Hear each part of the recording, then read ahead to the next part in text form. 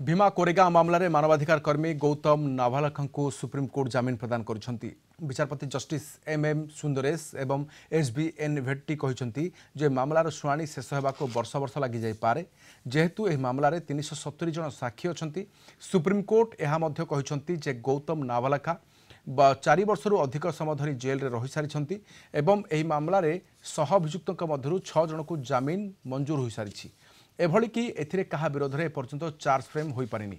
खंडपीठ आहरी कहते जे पूर्वर नाबालिका बॉम्बे हाईकोर्ट देथिबा जमीन समय वृद्धि करिहेबो नाही। 2018 जनवरी 1 महाराष्ट्र पुणे जिलार भीमा कोरेगांव ग्राम में घटी हिंसा घटना संपृक्ति अभियोग नाबालिका 14 एप्रिल 2020 गिरफ करा जायतिला।